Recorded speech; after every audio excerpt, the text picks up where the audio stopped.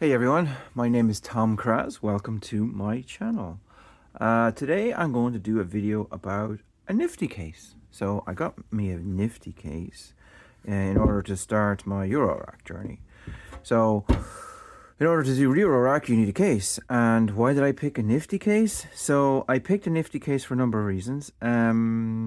Probably the main one is that it was the only case available locally for a reasonable price. But to be honest, it's a pretty good case and it's a good value. So I bought it off a local market for about €100. I was looking at the Behringer, I think it's the 19-inch one, which comes with a power supply, and it was €20 dearer than this new. So I think that this was a better deal because it's got a few more features. Let me just go through it quickly, what features it has. So it's a NiftyCASE. It's by Create Audio. It's good because it actually saves me having to buy some extra modules for my setup. It has a number of inputs, outputs on the back. You've got a MIDI in, you've got a MIDI through, you've got a 6.3mm audio out, you've got a USB for MIDI over USB, and it's got power. So this case can power up to 10 modules, which is great. Because I'm starting my eurorack experience and I'm not sure whether it's something I'm going to be interested in, to be honest, in the long run, because it's very expensive. And I'm just starting cheap. If I like it, maybe I'll go the extra mile. But look, I'm going to record my journey and hopefully something you guys are interested in. So the system I'm going to build is based on the Behringer System 100. These are the cheapest modules I could find on Amazon. And actually, I live in Ireland, and in Ireland you don't really have much of a choice about what modules are shipped here. So these are actually not only the cheapest, they're also the only ones that we're shipping to Ireland. But anyway, back to the case. So why else did I pick this case? So this case has a MIDI in, which is great because I have some keyboards that have a MIDI output, and I can just plug the MIDI in, and it saves me having to buy a module that converts MIDI to CV. So the MIDI in here comes over and it outputs on these CV1 and CV2 and these gates. So how does it do it? So MIDI channel 1 coming in goes out CV1 and gate 1.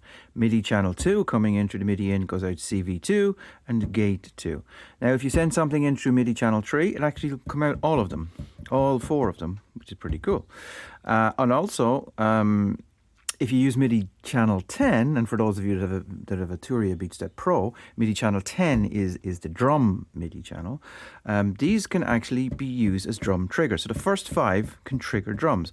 So if you have a keyboard and you're coming over MIDI 10, a keyboard or a sequencer, and you're using MIDI channel 10, then you can use the C, I think it's the C key, to trigger this one, the C sharp to trigger this one, the D to trigger this one, D sharp to trigger this one, and then E to trigger this one. So you can kick your kick drum or your bass or your kick drum or your snare, your toms, whatever.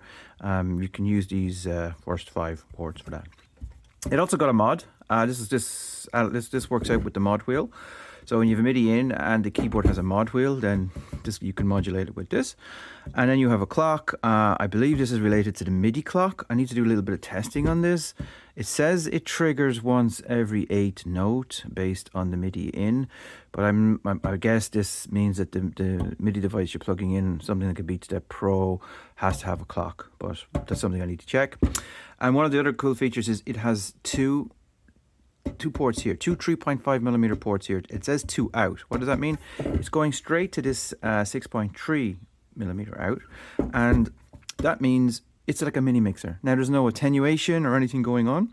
It's just a straight connection, but I think this is good. It gives me 2 extra options for mixing. So maybe I could feed something externally in here, like maybe a drum machine or some other synthesizer can come in here, or I can just have multiple outs. I can use it for mixer.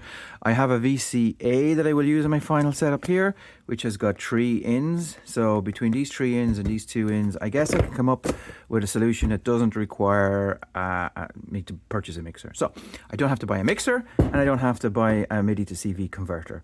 and also I can hook this up via USB to Ableton. So yeah, I mean, this case is brilliant. €100, how can I go wrong?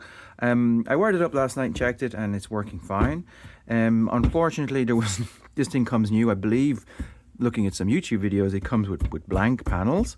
I didn't get any of the blank panels, and yeah, so it's 84 HP wide. I think it's 3U high, and it's, yeah, I'm looking forward to using it. So I will do another video of just putting these into here, a bit of a longer video.